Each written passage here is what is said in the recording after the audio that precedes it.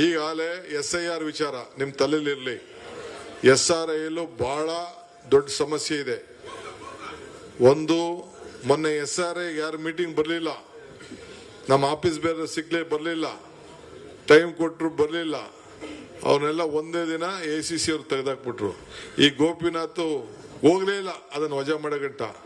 So ಸುಮಾರು ಜನ general secretary vice president ಎಲ್ಲ ಮಾಜಿ ಆಗೋದ್ರು. ಸೊ ಹಂಗೆ ಕೈಯೋದು SIRದು ಬಹಳ ಪ್ರಮುಖವಾದ ವಿಚಾರ. ಒಂದು ಅವಕಾಶ ನಮಗಿದೆ, ಇನ್ನೊಂದು ಅಪಾಯ ಕೂಡ ಇದೆ ಆ SIR ಇಂದ. ಈಗ ಏನಾಯ್ತು ತಮಿಳುನಾಡಲ್ಲಿ, ಏನಾಯ್ತು ಇದರಲ್ಲಿ ಕೋಲ್ಕತ್ತಾ, ವೆಸ್ಟ್ ಬೆಂಗಾಲ್ 90 ಲಕ್ಷ ವೋಟರ್ಸ್ ತೆಗೆದು ಏನೆಲ್ಲ ಮಾಡಿದ್ರು. ಸೊ ಈಗ ಹಂಗೆ ನಿಮಗೆ ಈಗ ಬಹಳ ಹುಷಾರಾಗಿದೆ. ಮುಂದಕ್ಕೆ ಕೆಲವು ತೀರ್ಮಾನ ನಾನು ಮಾಡ್ತಾ ಇದ್ದೀನಿ. ಈಗ ಒಂದೇ ದಿನ ನಾನು ಅನೌನ್ಸ್ಮೆಂಟ್ ಮಾಡೋದು ಬೇಡ. ನೀವೆಲ್ಲ SIRಗೆ ಎಲ್ಲ MLAಗಳು ಮಂತ್ರಿಗಳು ಪ್ರತಿಯೊಂದು ಜಿಲ್ಲೆಗೂ ಹೋಗಿ ಪ್ರತಿ ಕ್ಷೇತ್ರದಲ್ಲೂ ಕೂಡ ಮೀಟಿಂಗ್ ಮಾಡಬೇಕು. BLAಗಳನ್ನ ಇವತ್ತು ಟ್ರೈನಿಂಗ್ ಮಾಡಬೇಕು. BLAಗಳು ಜೊತೆ ಹೋಗ್ಬೇಕು. ಅದಕ್ಕೆ ನೀವು ಕೂಡ ಮುಂದಿನ ದಿನದಲ್ಲಿ ಆ BLO ಒಟ್ಟಿಗೆ ಹೋಗಿ ಒಂದು ತಿಳ್ಕೊಳ್ಳಿ, ನೀವೆಲ್ಲ ಕಾರ್ಯಕರ್ತರು ಬಂದಿದ್ದೀರಿ.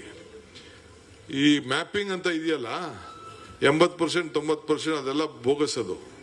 ಆ ಮ್ಯಾಪಿಂಗ್ ಆಗೋಯ್ತು, ನನ್ನ ವೋಟ್ ಇದೆ ಅಂತ ನೀವು ತಿಳ್ಕೊಳ್ಕೋಬೇಡಿ. ನಾನು ಸೇರಿ ನೀವು ಸೇರಿ ಯಾರಿದ್ದೀರಿ ಪ್ರತಿಯೊಬ್ಬರು ಕೂಡ BLOಗಳು ಬಂದು ಒಂದು ಫಾರಮ್ನ ಎನ್ಯುಮರೇಷನ್ ಫಾರಮ್ ಅಂತ ನಿಮ್ಮ ಮನೆ ಬಾಗಿಲು ಕೊಡ್ತಾರೆ. 3 ಸತಿ ಬರ್ತಾರೆ. ಒಂದ್ ಸತಿ ನೀವಿದ್ರೆ ಬರ್ತಾರೆ, 2ನೇ ಸತಿ ನೀವಿಲ್ಲ ಅಂದ್ರೆ ಬರ್ತಾರೆ, ಒಂದೇ ಸತಿ ಕೊಡೋದವರು 3 ಸತಿ ಬಾಗಿಲು ಮುಚ್ಚೇರು ಬರ್ತಾರೆ. ಬಂದಾಗ ಇಸ್ ವೆರಿ ಇಂಪಾರ್ಟೆಂಟ್ ಇಶ್ಯೂ. ಇದು 3 ಸತಿ ಬರ್ತಾರೆ ನಿಮ್ಮ ಮನೆ ಬಾಗಿಲಿಗೆ. ಬಂದಾಗ ಅವನು ಫಾರಂ ಕೊಡ್ತಾನೆ. ಸೊ ನಾನು ನನ್ನ ಐಡೆಂಟಿಫಿಕೇಶನ್ ಕೊಟ್ಟು ಏನು ಒಂದು 13-14 ಪ್ಯಾರಾಮೀಟರ್ ಇದೆ ಅದನ್ನ ಹಾಕಿ ಕೊಟ್ಟಾಗ ಮಾತ್ರ ನಿಮ್ಮ ಓಟ್ ಇರ್ತದೆ. ಇಲ್ಲ ಅಂದ್ರೆ ನಿಮ್ಮ ಓಟ್ ಇರುವುದಿಲ್ಲ. ಇದು ನಿಮ್ಮ ತಲೆಯಲ್ಲಿರಲಿ. ನಿಮ್ಮ ಓಟ್ ಇಲ್ಲ ಅಂದ್ರೆ ನಿಮ್ಗೆ ಗೃಹಲಕ್ಷ್ಮಿ ಇಲ್ಲ, ಗೃಹ ಜ್ಯೋತಿ ಇಲ್ಲ, ಅನ್ನಭಾಗ್ಯ ಇಲ್ಲ, ಯಾವ ಸ್ಕೀಮು ಬರುವುದಿಲ್ಲ. ಮೇಜರ್ ಓಟೇ ತಾನೆ, ನಿಮ್ಗೆ ಗುರ್ತಿನ ಚೀಟಿನೇ ತಾನೆ. ಸೊ ಅದಕ್ಕೆ ನಾವು ಅನೇಕ ಗುರ್ತು ಚೀಟಿಗಳನ್ನ ಕೊಡಬೇಕು ಅನ್ನೋದು ತೀರ್ಮಾನ ಮಾಡಿದ್ವಿ. ಸೊ ಯಾರು ನಿಮ್ಮ ಕಾರ್ಯಕರ್ತರಿಗೆಲ್ಲ ತಿಳಿಸ್ಬೇಕು, ನಿಮ್ಮ ಓಟ್ ಉಳಿಸ್ಕೊಳ್ಬೇಕು. ಅಯ್ಯೋ ನಂದು ಓಟ್ ಇದೆ, 25 ವರ್ಷದ ಓಟ್ ಇದೆ, ನಮ್ಮ ತಲ ಅಂತ ಓಟ್ ಇದೆ, ನನ್ನ ಓಟ್ ಇಲ್ಲ. ಈ SIR ಅಂತಂದ್ರೆ ಹೊಸದಾಗೆ ಸ್ಪೆಷಲ್ ರಿವಿಷನ್, ಅದು ಹೊಸ ರಿವಿಷನ್. ಸೊ ಪ್ರತಿಯೊಂದು ಓಟ್ನ ಹೊಸದಾಗಿ ಪರಿಶೀಲನೆ ಮಾಡ್ತಾರೆ. ಸೊ ನೀವೆಲ್ಲರೂ ಕೆಲಸಕ್ಕೆ ನಿಮ್ಮ ತಂದೆ ತಾಯಿ ಒಂದ್ ಕಡೆ ಇರ್ತಾರೆ, ಮಕ್ಕಳು ಒಂದ್ ಕಡೆ ಇರ್ತಾರೆ, ಇನ್ನೊಬ್ಬಲ್ಲಿ ಇರ್ತಾರೆ, ನಂಟಿರ್ತಾರೆ, ಎಲ್ಲ ದಾಖಲೆಗಳನ್ನ ಕೊಡಬೇಕು. ಸೊ ಯಾರು BLAಗಳಿದ್ದಾರೆ ಅವರೆಲ್ಲ ಕಂಪಲ್ಸರಿ ಮಾಡಬೇಕು. ಸೊ ಅದಕ್ಕೆ ನೀವೆಲ್ಲ ಕೂಡ ತಯಾರು ಮಾಡ್ಕೊಳ್ಬೇಕು. ಈ ಮಧ್ಯೆ 2 ಬೈ ಎಲೆಕ್ಷನ್ ಬರ್ತದೆ. ಕಾರ್ಪೊರೇಷನ್ ಎಲೆಕ್ಷನ್ ನಡೀತದೆ 31ನೇ ತಾರೀಕು ಒಳಗಡೆ, ಆಗಸ್ಟ್ 31ನೇ ತಾರೀಕು ಒಳಗಡೆ ಏನು ಡೇಟ್ ಸುಪ್ರೀಂ ಕೋರ್ಟ್ ಅವ್ರು ಕೊಟ್ಟಿದ್ದಾರೆ, ಎಲೆಕ್ಷನ್ ಆಗೇ ಆಗ್ತದೆ. ಎಲ್ಲ ಕ್ಯಾಂಡಿಡೇಟ್ಗಳು ಈಗ ತಯಾರಾಗಬೇಕು. ಈ SIR ವಿಚಾರದಲ್ಲಿ ಪಾಲ್ಗೊಳ್ಬೇಕು, ವೋಟ್ ಲಿಸ್ಟ್ ತೆಗೆದುಕೊಂಡು ಹೋಗ್ಬೇಕು, ಮನೆಗೂ ಹೋಗ್ಬೇಕು, ಈ ಕೆಲಸ ಮಾಡಬೇಕು. ಅದಕ್ಕೆ ಸಪರೇಟ್ ಟೀಮ್ ಅನ್ನ ನೇಮಕ ಮಾಡ್ತೀವಿ. ಎಲ್ಲ ಮಿನಿಸ್ಟರ್ಗಳಿಗೂ ಕೂಡ ಒಂದೊಂದು ಕಾರ್ಪೊರೇಷನ್ಗೆ ಜವಾಬ್ದಾರಿ ವಹಿಸ್ತೀವಿ. ಸೊ ಅವರೆಲ್ಲ ನಿಂತ್ಕೊಂಡು ಅವ್ರದೇ ಒಂದು ಕಮಿಟಿ ಮಾಡ್ತೀನಿ. ಸೊ ಎಲ್ಲ ಕೂಡ ಅವರೇ ಸೀಟ್ನ ತೀರ್ಮಾನ ಮಾಡುವಂತ ಕೆಲಸ ಅವರು ಮಾಡಬೇಕಾಗ್ತದೆ. ಸೊ ಆ ರೀತಿ ನಾವು ತೀರ್ಮಾನವನ್ನು ನಾವು ಮಾಡಿದ್ದೇವೆ ಈಗಾಗಲೇ.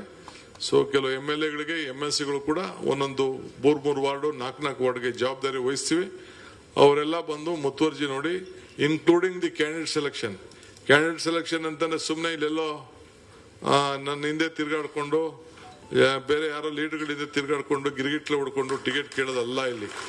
ಅಲ್ಲಿ ಯಾರು ವಾರ್ಡಲ್ಲಿ ಕೆಲಸ ಮಾಡ್ತಾ ಇರ್ತಾನೆ, ಮನೆಗೆ ಯಾರು ಹೋಯ್ತಾನೆ, ಇದನ್ನ ಮಾಡ್ಕೊಂಡು ಹೋಗುವಂತ ಕೆಲಸ ಮಾಡಬೇಕು. ಅದಕ್ಕೆ ನೀವೆಲ್ಲ ಕೂಡ ಸಿದ್ಧತೆನ ನೀವು ಮಾಡ್ಕೊಳ್ಬೇಕು. ಯಾವುದೇ ಇನ್ಫ್ಲೂಯೆನ್ಸ್ ನಮಗೆ ಗೆಲ್ಲಬೇಕಷ್ಟೇ, ಯಾರು ಗೆಲ್ಲಬೇಕು ನಮ್ಗಷ್ಟೇ. ಸೊ ಅದಕ್ಕೆ ನಾನು ಸೀಟನ್ನು ಹಂಚುವಂಥ ಸಂದರ್ಭದಲ್ಲಿ ಕೂಡ ಬಹಳ ಪ್ರಾಮಾಣಿಕವಾಗಿ ಯಾರು ಮಾಡ್ತಾರೆ ಅದನ್ನು ನಾವು ಮಾಡ್ತೇವೆ. ಜಿಲ್ಲಾ ಪಂಚಾಯತಿ, ತಾಲೂಕ್ ಪಂಚಾಯತಿ ಕೂಡ ನಾವು 3 ವರ್ಷದಿಂದ ಮಾಡಿಲ್ಲ. ಅದು ಕೂಡ ಕಾರ್ಯಕರ್ತರಿಗೆ ಹುದ್ದೆ ಕೊಡಬೇಕು. ಗೆಲುವು ಸೋಲು ಇದ್ದೇ ಇರ್ತದೆ. ಅದನ್ನು ಕೂಡ ಜಲ್ದಿ ಮಾಡಲಿಕ್ಕೆ ಹೊಸ ರೂರಲ್ ಡೆವಲಪ್ಮೆಂಟ್ ಮಿನಿಸ್ಟ್ರು ಬರ್ತಾ ಇದ್ದಾರೆ.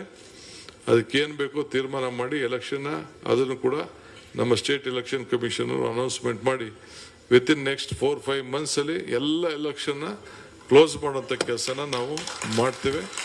ಅದಕ್ಕೆ ಟೈಮ್ ಇಲ್ಲ.